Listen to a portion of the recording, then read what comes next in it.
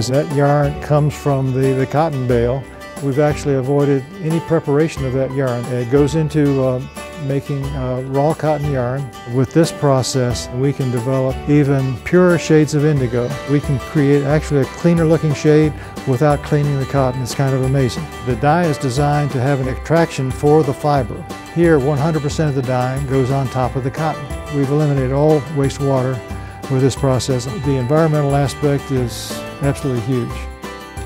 This technology offers the potential for a whole new level of sustainability and a whole new level of operational efficiency.